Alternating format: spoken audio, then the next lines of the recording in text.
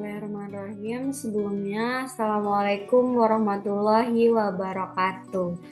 Perkenalkan, saya Anissa Septi Widiawati dengan NPM 2251031008. Baik, di sini saya akan memaparkan mengenai tata cara dalam pengisian SPT tahunan pajak penghasilan wajib pajak badan.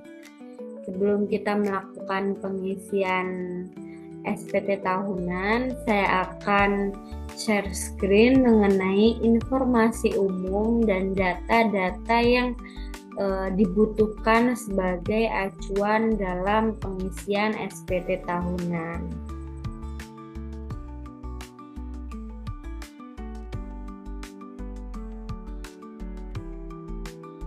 Baik, di sini sudah muncul data atau informasi umum yang digunakan sebagai acuan dalam pengisian SPT tahunan.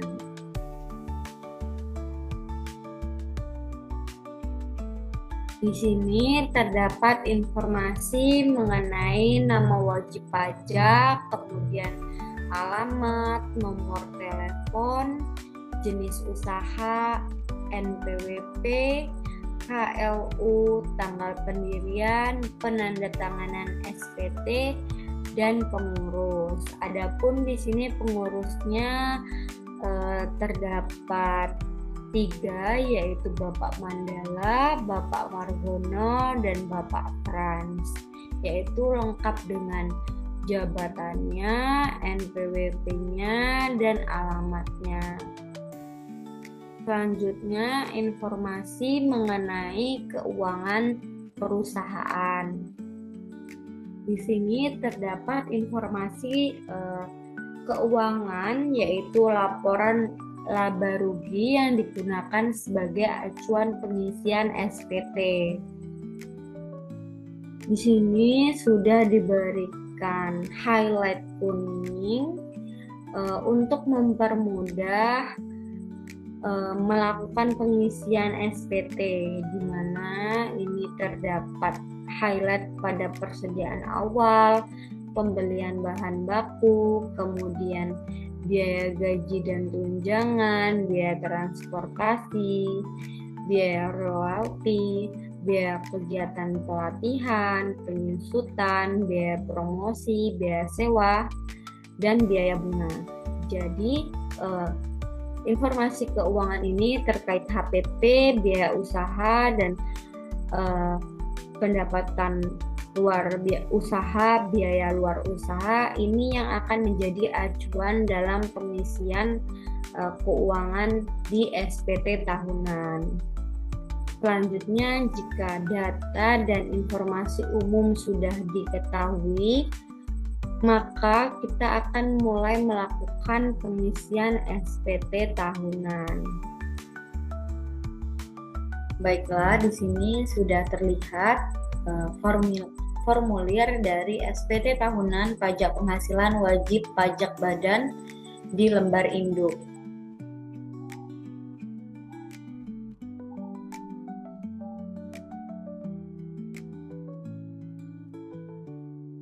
Nah, di lembar induk ini terdapat kotak merah yang dapat diisi dengan nomor telepon.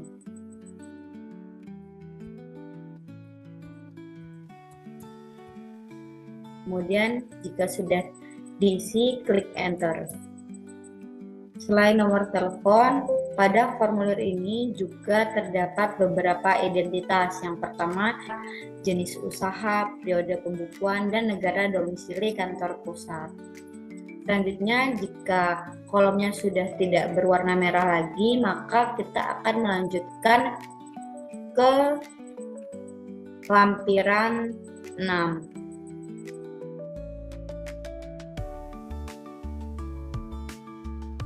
Oke, dibuka.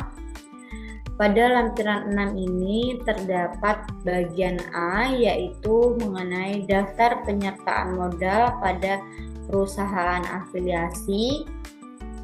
Selanjutnya bagian B, daftar utang dari pemegang saham dan atau perusahaan afiliasi. Dan bagian C adalah daftar piutang kepada pemegang saham dan atau perusahaan afiliasi. Namun dari data yang kita miliki tidak ada informasi mengenai daftar penyertaan modal, daftar utang pemegang saham, dan daftar piutang kepada pemegang saham. Sehingga pada lampiran ke-6 ini tidak perlu dilakukan pengisian SPT tahunan. Sehingga kita dapat beranjak ke lampiran selanjutnya. Kita akan melanjutkan ke lampiran 5. Lalu kita buka.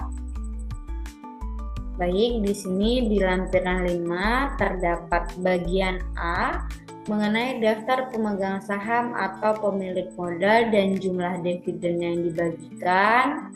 Selanjutnya bagian B adalah daftar susunan pengurus dan komisaris.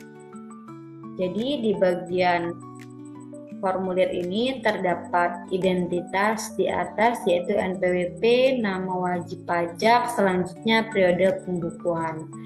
Karena pada lampiran 5 ini bagian A dan bagian B terdapat informasi umum dari data yang kita miliki, sehingga di lampiran 5 ini kita dapat melakukan pengisian SPT tahunan. Bisa dimulai dari kolom yang berwarna merah, kita mengisikan namanya. Tadi terdapat nama Bapak Mandala, kemudian alamatnya di Jalan Arifin,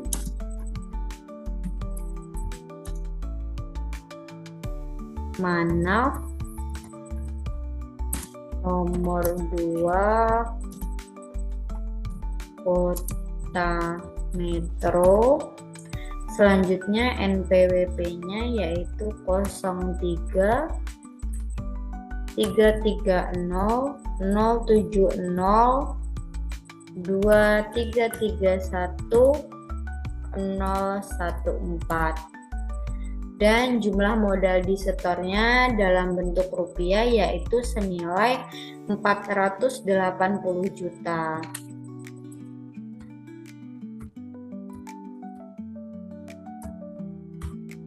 Dan persentase jumlah modal di setornya yaitu di angka 32%. Selanjutnya, karena daftar pemegang sahamnya lebih dari 1, maka di sini kita wajib menambahkan kolom selanjutnya, yaitu kita klik di bawah, klik tanda tambah. Selanjutnya kolom merah kita isikan lagi dengan datanya, yaitu yang kedua ada Bapak Margono, alamatnya di Jalan Royal nomor 4 Kota Bandar Lampung dengan NPWP-nya 01 229 965 6 331 014. Selanjutnya jumlah modal disetor dalam bentuk rupiahnya yaitu senilai 600 juta.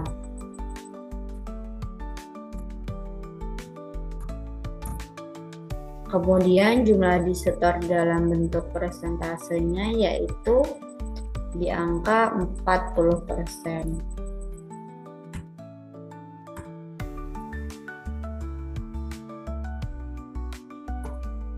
Selanjutnya, karena masih terdapat satu daftar pemegang saham, maka kita tambahkan lagi. Jika sudah muncul kolom merah, lalu kita dapat menambahkan sesuai datanya. Namanya Bapak Frans, alamatnya di Jalan Sultan Toha nomor 32B Kabupaten Pasawaran, NPWP-nya yaitu 02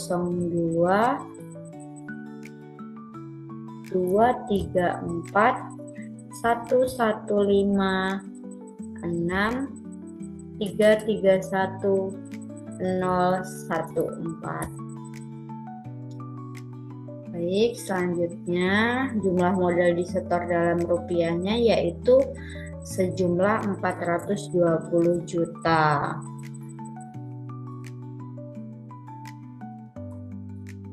Dengan persentase jumlah modal disetornya yaitu sejumlah 28%. Oke. Jadi di sini untuk bagian A, daftar pemegang saham atau pemilik modal dan jumlah dividen yang dibagikan, terdapat 3 data yaitu dengan Bapak Mandala, Bapak Margono, dan Bapak Frans. Kemudian jika kolom nama, kolom alamat, kolom NPWP, dan kolom jumlah modal disetor sudah lengkap pengisiannya, maka di bagian bawah terdapat jumlah bagian A, yaitu secara otomatis akan terisi senilai 1,5 miliar dan jumlah modal disetor dalam persentasenya yaitu 100%. Selanjutnya bagian B, daftar susunan pengurus dan komisaris. Di sini kurang lebih kolomnya sama, yaitu terdapat kolom nama, kemudian alamat, NPWP.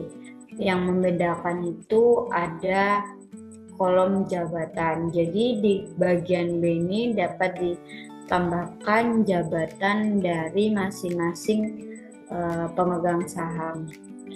Jadi langsung saja kita isi Bapak Mandala, kemudian alamatnya sama, kita copy saja,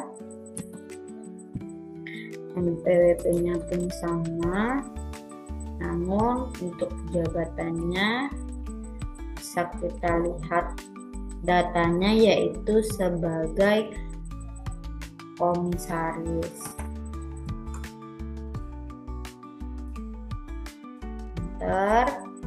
Seperti tadi kita tambahkan lagi karena lebih dari satu, yaitu Bapak Margono,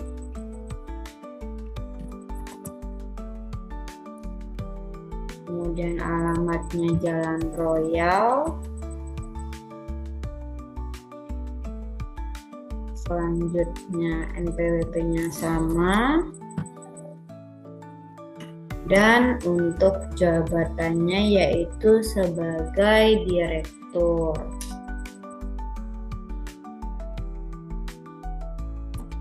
Selanjutnya kita tambahkan lagi kolom terakhir yaitu Bapak Frans, kemudian alamat kita copy lagi,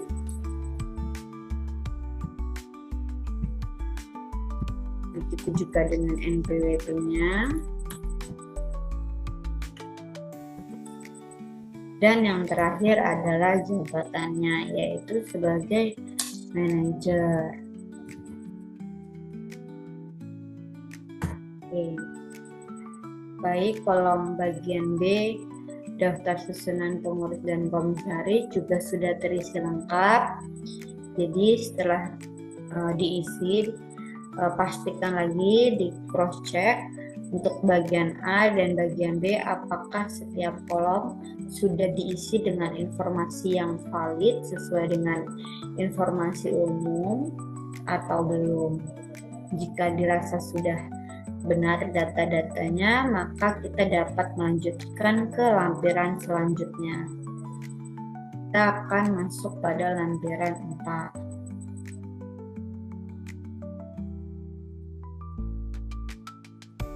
Baiklah, Pada lampiran 4 ini terdapat formulir mengenai PPh final dan penghasilan yang tidak termasuk objek pajak, di mana terdapat beberapa bagian, yaitu bagian A mengenai PPh final, selanjutnya bagian B mengenai penghasilan yang tidak termasuk objek pajak.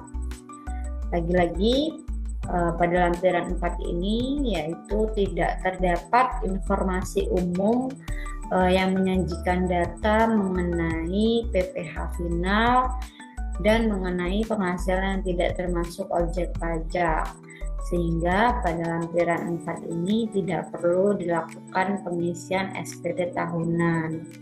Jadi kita dapat beranjak ke lampiran selanjutnya.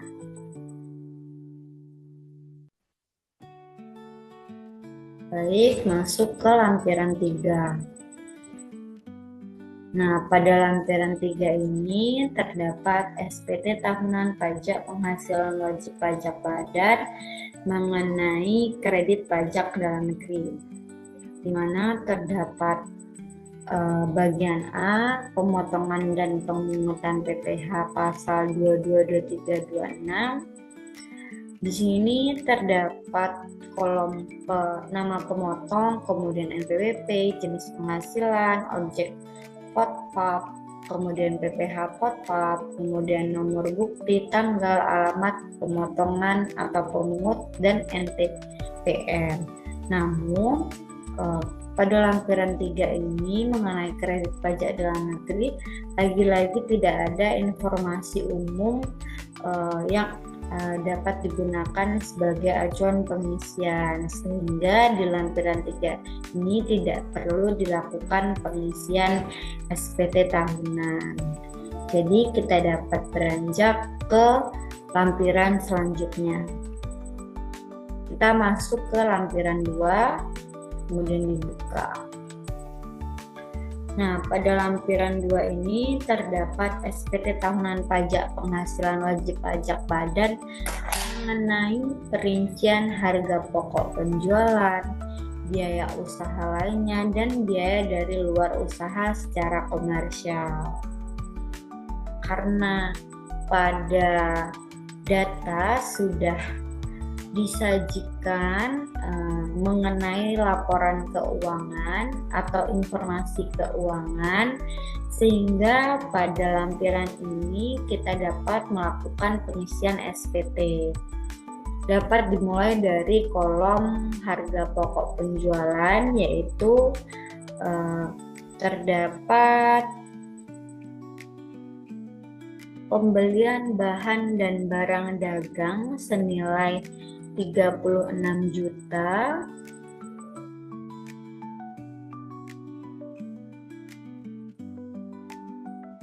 selanjutnya yaitu terdapat persediaan awal sejumlah 2,3 miliar,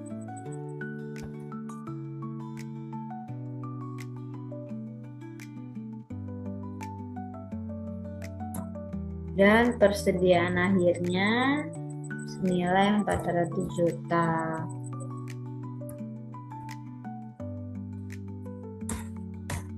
Baik, jika kolom harga pokok penjualan sudah diisikan sesuai dengan informasi sebelumnya, maka kita dapat melanjutkan ke kolom biaya usaha lainnya. Di kolom biaya usaha lainnya ini kita dapat mengisikan data mengenai gaji, upah, bonus, gratifikasi, honorium, THR, dan lain sebagainya sebesar 2,89 miliar.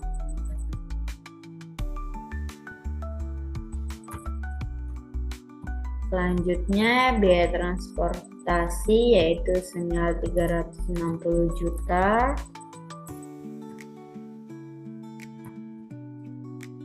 Kemudian biaya penyusutan atau amortisasi yaitu sebesar 270 juta 600.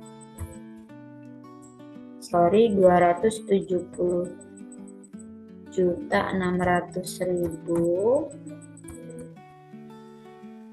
Selanjutnya yaitu biaya sewa senilai 190 juta.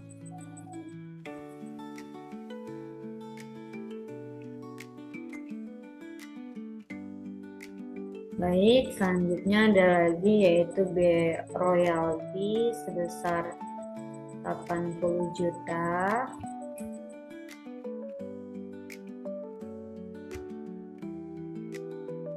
Kemudian biaya pemasaran atau promosi 176 juta.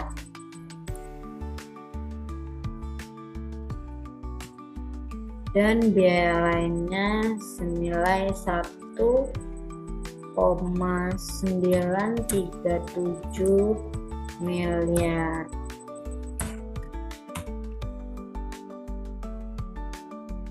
Baik, jika kolom biaya usaha lainnya sudah terisi, selanjutnya yaitu kolom biaya dari luar usaha. Pada bagian biaya dari luar usaha ini terdapat dua, yaitu pada biaya bunga pinjaman senilai 80 juta.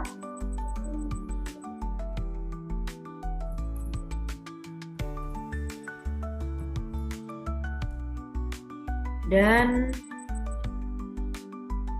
biaya lainnya yaitu senilai 24 juta.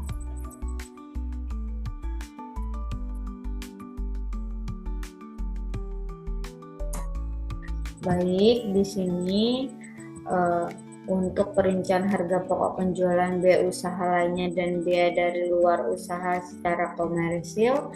Untuk harga pokok penjualan sudah terisi semua, kemudian biaya usaha lainnya juga sudah terisi, biaya dari luar usaha juga sudah, maka di bawah akan muncul total atau jumlah dari keseluruhan masing-masing kolom. Di sini untuk harga pokok penjualan yaitu 1,936 miliar, kemudian biaya usaha lainnya 5,903,600 miliar, dan biaya dari luar usaha yaitu senilai 104 juta. Maka jumlah total keseluruhannya yaitu 7,943,600 miliar. Baik, setelah sudah terisi semua, maka kita dapat melakukan pengecekan ulang, yaitu untuk memastikan keakuratan datanya dengan informasi umum.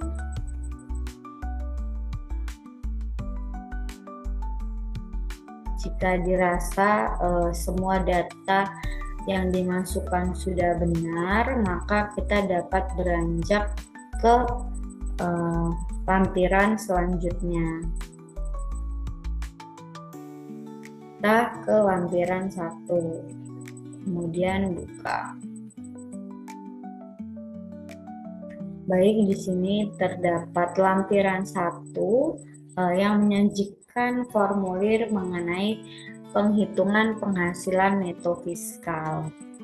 Jadi di sini sudah secara otomatis didapatkan data-data atau angka dari harga pokok penjualan, biaya usaha lainnya, kemudian penghasilan neto, dan lain sebagainya. Namun di sini juga terdapat beberapa kolom yang belum terisi sempurna. Jadi pada lampiran 1 mengenai perhitungan penghasilan neto fiskal, kita dapat melakukan penyempurnaan dengan mengisikan kolom 1A.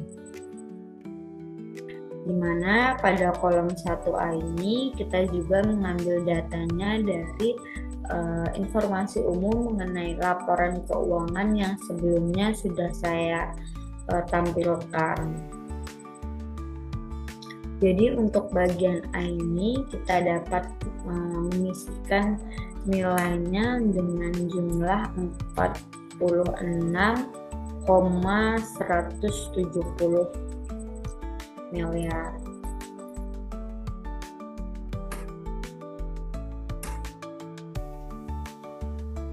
Oke, jika sudah, maka untuk nilai-nilai lainnya 1B, 1C akan menyesuaikan juga. Selanjutnya kita melakukan pengisian juga di kolom 1E mengenai penghasilan dari luar usaha senilai 325 juta.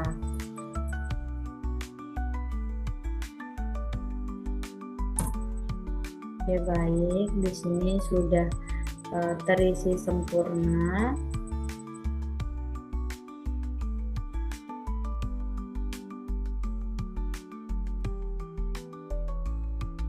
Maka selanjutnya kita akan melakukan cross check lagi seperti yang sebelumnya untuk memastikan apakah data yang diisikan sudah benar.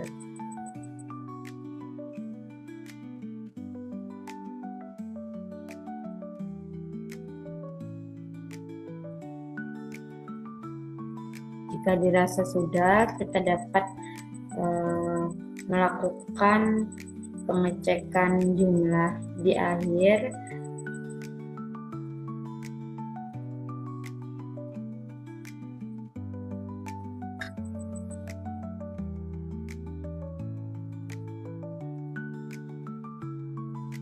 Yaitu senilai 38.551.400. Kemudian kita akan melanjutkan ke halaman induk lanjutan, yaitu mengenai lampiran 8A. Untuk bagian ini kita hanya perlu melakukan pengisian tempat, tanggal, bulan, dan tahun, yaitu tempatnya di Lampung Selatan.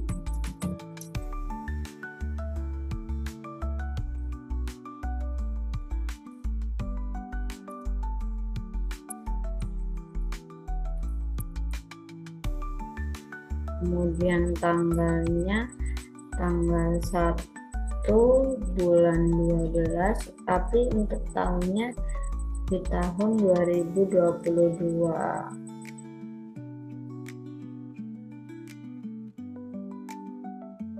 Baik, jika sudah, kita akan melanjutkan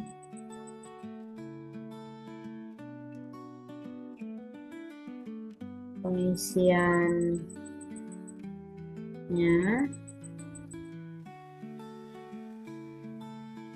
di lampiran selanjutnya, yaitu di lampiran induk. Kita buka. Nah, pada lampiran induk ini juga secara otomatis sudah terisi data-datanya dari data yang sebelumnya sudah kita isikan. Dan di sini kita juga hanya perlu memasukkan tanggal, yaitu pada tanggal 31 bulan 12 tahun 2023.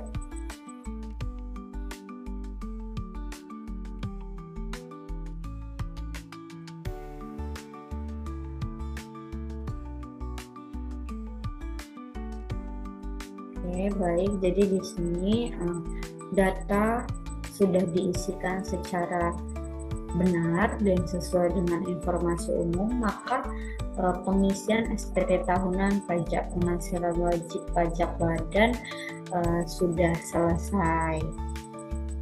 Begitu saja yang dapat saya sampaikan. Kurang lebihnya saya mohon maaf. Saya akhiri. Wassalamualaikum warahmatullahi wabarakatuh.